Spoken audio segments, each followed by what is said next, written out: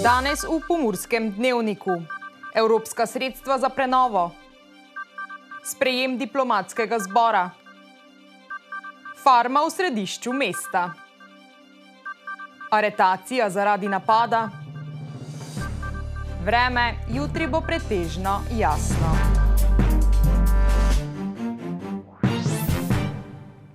Spoštovane gledalke, cenjeni gledalci, lepo pozdravljeni. V zadnjih dneh je vse več govora o prenovi matične enote doma za starejše v Rakičanu. Del prenove je sofinanciran iz evropskih sredstev, ki so jih pridobili preko razpisov. Koliko sredstev in kakšna prenova jih čaka, pa nam je zaupal direktor Zoran Hoblaj. Stroji v Rakičanu že brnijo. Del prenove doma za starejše v Rakičanu že poteka in sicer trenutno urejajo podstrešje za začasne namestitve. Prvi projekt je vreden 1,35 milijona evra, to je prenova podstrešja za namen začasnih namestitev in tukaj smo dobili 717 tisoč nepovratnih sredstev, medtem ko bo celotna prenova stala približno 12,4 milijone in od tega smo dobili 12 milijonov evropskih sredstev. Slovenija ima trenutno na voljo največ evropskih sredstev za investicije do zdaj. Razpisi za prenovo domov za starejše pa potekajo preko Ministrstva za delo, družino, socialne zadeve in enake možnosti. Najprej je bil razpis za začasne namestitve, nato razpis REACT. Vsi razpisi potekajo preko našega resornega ministrstva, se pravi Ministrstvo za delo, družino, socialne zadeve in enake možnosti. Seveda se vsi domovi, ki imamo pripravljene projekte, prijavljamo na te razpise. Na srečo smo mi bili uspešni. Prenova doma starejših bo tako res zelo obsežna. Podstrešje bo tako namenjeno vsem, ki zelo hitro potrebujejo oskrbo. V podstrešju urejamo, kot sem že povedal, začasne namestitve, ki bodo namenjene tistim, ki so odpuščeni iz bolnice in rabijo nujno namestitev. Do ta čas, ko se uredijo stalno namestitev, potem pa tudi tisti, ko sorodniki odidejo na dopust in jih lahko v tem času namestijo pri nas, ter seveda krizne namestitve, ki jih izvaja Center za socialno delo. Investicija prenove podstrešja znaša 1,35 milijona evrov. Evropska sredstva iz drugega razpisa pa so pridobili za prenovo preostanka doma. Medtem ko investicija 12,4 milijona evrov je namenjena potem preostanku oziroma celotni prenovi našega doma starejših Rakičan. Tu pa bodo urejene samo še potem eno- in dvoposteljne sobe. Vsaka soba bo imela lastno kopalnico in sanitarije, tako da bomo s tem prišli tudi na nove tehnične standarde, normative. V sklopu druge prenove bodo uredili tudi fizioterapijo in delovno terapijo, uredili bodo novo pralnico in kuhinjo ter skupne prostore za stanovalce. Hkrati bodo del prenove tudi pisarne in garderobe. Kmalu pa se obetata tudi nove enote in sicer v Črenšovcih ter Žižkih. Pravzaprav enoto v Črenšovcih smo že dobili sfinancirano v višini skoraj 2 milijona evrov, medtem ko bo za enoto, ki jo želimo zgraditi še eno, pač dodatno v enote Črenšovce, bo pa razpis nekje predvidoma v mesecu aprilu. Tudi na ta razpis pa se potem lahko prijavijo tudi druge bodoče naše nove enote, predvsem mislim tukaj na enoto v občini Puconce. Kot je bilo že velikokrat povedano, bodo stanovalce v času prenove preselili v hotel Diana v Murski Soboti. Naši stanovalci bodo bivali v sobah hotela Diana, mi smo te prostore najeli, tam bodo imeli zagotovljeno tudi izvajanje vseh služb in storitev, kot jih imajo tudi pri nas. Po končanju prenove se bodo pa vrnili v prenovljene sobe.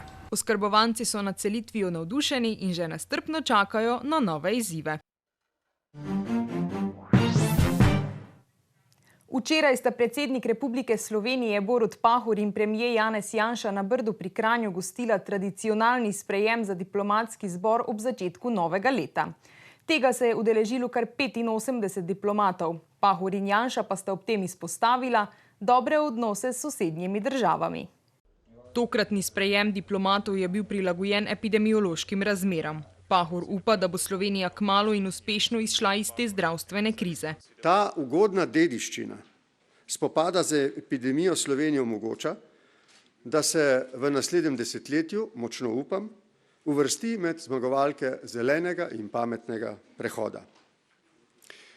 To je vsem jasno, v veliki meri odvisno od letošnjega supervolilnega leta, ki čaka našo državo. Vlada je v času epidemije zasnovala 10 svežnjev ukrepov za omilitev posledic epidemije. Prav vsi pa so bili sprejeti v parlamentu. Tem so vlado vodila načela sorazmernosti, učinkovitosti in solidarnosti, vse da v času delnega zaprtja javnega življenja omogočimo čim bolj neokrnjeno delovanje gospodarstva s ciljem, da kolikor je le mogoče ohranimo delovna mesta in s tem so potrebno podlago za socialno državo in seveda za razvoj. Pahor pravi, da je demokracija tudi to, da pride do spremembe oblasti. V Sloveniji se je to zgodilo ravno v času, ko se je začela epidemija. Zato je bilo vse skupaj še toliko bolj zapleteno. Vendar menim, to je moja zelo iskrena ocena, da je Slovenija kot demokratična država ta preizkus zamenjave oblasti v težkih okoliščinah relativno zrelo opravila. Spregovoril je tudi o Združenih državah Amerike in še izpostavil, da si želimo z Rusijo in Kitajsko, čeprav nista naši vojaški in politični zaveznici, imeti iskrene odnose na temelju medsebojnega spoštovanja in razumevanja. Zelo jasno želim povedati, da usmeritve naše zunanje in varnostne politike določata članstvo v Zvezi NATO in Evropski uniji. Zato so Združene države naš zaveznik in partner. Pahor je prav tako ocenil, da Slovenija nikoli v 30 letih ni imela tako dobrih odnosov z vsemi 4 sosednjimi državami kot v zadnjih letih. Bi vas prašičja farma v središču mesta presenetila? No, v Mariboru bodo prašiče gojili kar sredi urbanega okolja. Tam je včasih bila kmetija s poljedelstvom, a se je lastnica zaradi neodobrene spremembe namembnosti površine odločila, da bo marca tam zaživela prašičja farma. Pa si poglejmo, kakšno je mnenje prebivalcev. Mariboru se na Studencih, kjer so v zadnjih letih zrasle številne nove zgradbe, marca obeta prašičja farma. Tamkajšnji stanovalci so ogorčeni. Absurdno, mislim, ne znam si predstavljati, ker jaz sem zdaj že menda 30 let tukaj, pa ni bilo tu živali. Mislim, da ne sodi taka farma sem v to okolje. To ne spada tukaj, čim je dom ostarelih, ne? Seveda ne. Seveda ne spada, ne. Lastnica posestva je 81-letna Angela Šerbec, kateri zaradi oslabelosti pomaga Aleksandar Jovanovič, ki trenutno ureja že vse potrebno za nastajajočo prašičjo farmo. Pravi, da gre za manjšo rejo, ki ne bo imela velikega vpliva na okolje. Med samo reportažo zdaj smo slišali nekaj vozil, siren. Ne?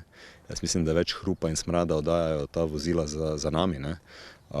Dejansko tukaj vpliva na okolje takšnega, kot si ljudje zdaj to predstavljajo, ne bo. Do leta 2016 je v mestni občini Maribor veljal odlok, ki je omejeval rejo živali, vendar je bil zaradi neustreznih pravnih podlag preklican. Nad trenutnim stanjem in prihodnostjo pod Pekarsko gorco niso navdušeni niti na mariborski občini. Bomo probali poiskati tudi neko možnost, da v tako urbanem delu mesta ne bo nikjer v Mariboru, ne samo tam, omogočena prašičja ali kakšna druga reja. Zastopnik lastnice Aleksandar Jovanovič je nad odzivi presenečen in tudi razočaran. Malo sem presenečen, ne, da je to povzročilo tak vihar v kozarcu vode. Ne.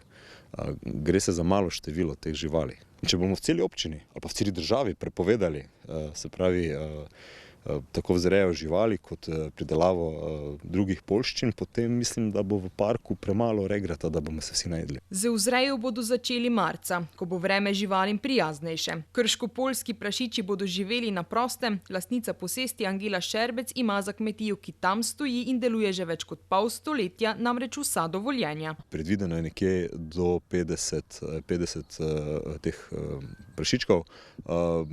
Moram reči, da sta 2 legla že rezervirana. Mimoidoči razmišljajo, da bi za preprečitev živinoreje morali reagirati prej. Že leta 2005 je namreč lastnica posestvi želela spremeniti namembnost površine in zaključiti s kmetijstvom. Ker je naletela na gluha ušesa in ker ji moči več niso dopuščale poljedelstva, se je odločila za prašičjo farmo. To so že mogli prej rešiti namembnost zemljišča, ki je bila že ponujena pred par leti. Pravna enota je malo prepočas reagirala, ne?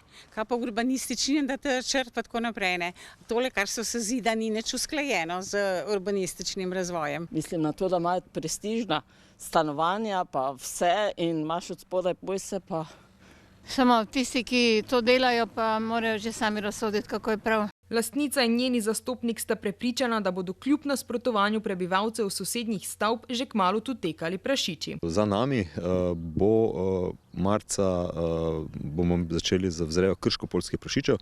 Se prepoznamo, slovenska avtohtona pasma. Če bo vreme dopuščalo, bodo že prihodnji teden začeli s postavljanjem ograje, nato pa še manjši nadstrešek, da bodo prašiči večino časa preživeli na prostem. Kot smo v preteklih dneh že poročali, je bil ljutomerski sodnik Gorazd Tivadar ponovno žrtev napada. Znani napadalec je sodnika pred leti že fizično napadel in ga poškodoval. Zdaj ga je policija aretirala. Zgodba v Ljutomeru se nadaljuje. Znani storilec je sodniku Gorazdu Tivadarju prejšnji teden po odhodu s sodišča na parkirišču pred sodno zgradbo vsem na očeh s kladivom povsem uničil obe vetrobranski stekli na osebnem vozilu. Gre že za drugi napad na sodnika v relativno kratkem času, ki je povezan z njegovo sodniško službo. Leta 2020 ga je namreč isti storilec fizično napadel in ga poškodoval. Po informacijah kolegov iz Sobota Info gre za starega znanca policije, in sicer domačina iz Ljutomera.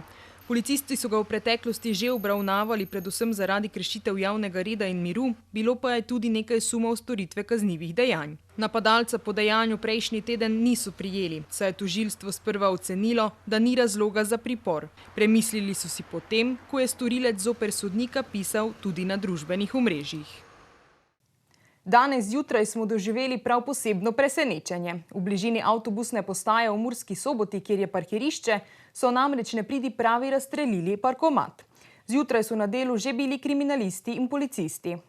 Na parkirišču pri avtobusni postaji v Murski Soboti je zjutraj mrgolelo policistov. Kot smo izvedeli najprej, naj bi prišlo do poškodovanja parkomata. Za dodatna pojasnila smo se obrnili na policijsko postajo v Murski Soboti. Povedali so, da so bili malo pred 8 uro zjutraj obveščeni o vlomu v blagajno parkomata na parkirišču ob avtobusni postaji v Murski Soboti. Z ogledom kraja in zbiranjem obvestil so policisti ugotovili, da so neznani storilci ponoči okrog 1:30 z neznanim eksplozivnim sredstvom razstrelili parkomat in iz njega odtujili blagajno z bankovci in posodo s kovanci za skupno okoli 800 evrov. Na samem parkomatu je nastala škoda v višini 3000 evrov. Policisti za neznanimi storilci še zbirajo obvestila. Si želite v kratkem kupiti hišo? V okolici Murske Sobote bo namreč v prihajajočih tednih možno kupiti kar nekaj nepremičnin. Več pa si lahko preberete na sobotainfo.com. Za konec pa še preverimo, kakšno vreme nas čaka jutri. Danes smo imeli delno jasen dan s temperaturami okrog 4 stopinje Celzija.